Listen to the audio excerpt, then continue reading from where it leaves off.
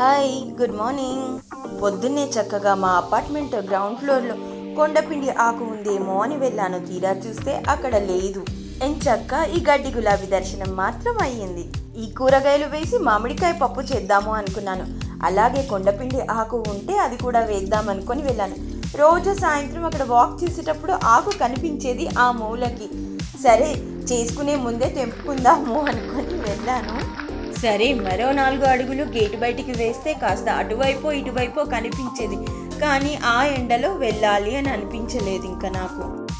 సంక్రాంతి టైంలో చుట్టుపక్కల బాగా కనిపించేది.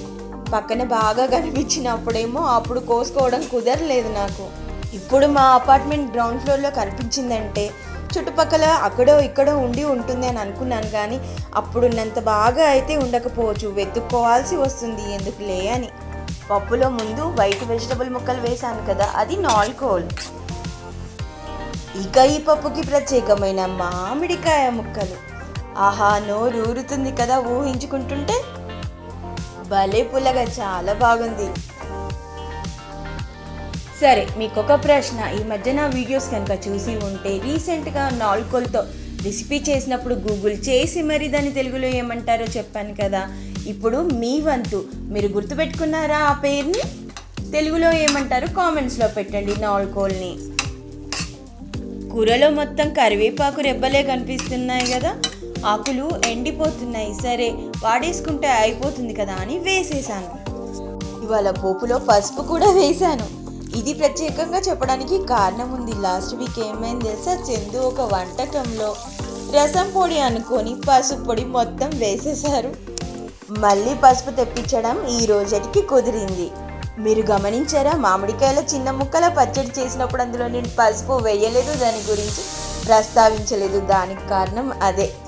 ఇక ఈ రోజటి పప్పు రెడీ అయిపోయినట్టే దాదాపుగా. మీకు పేస్ట్ లాగా కావాలంటే పప్పు దువ్వ పెట్టేసి ప్రెస్ చేసేసుకోండి, సరేనా? ఈ సలహా ప్రెషర్ కుక్కర్ వాడకుండా పప్పు చేసినప్పటి కోసం చెప్తున్నాను. ఇక ఈ పప్పు కూరని మేము అన్నంతో పాటు తిన్నాము అని అనుకుంటే మీరు పప్పులో కాలు వేసినట్టే ఈసారి మాత్రం. చూసారు కదా, పూరితో తిన్నాం.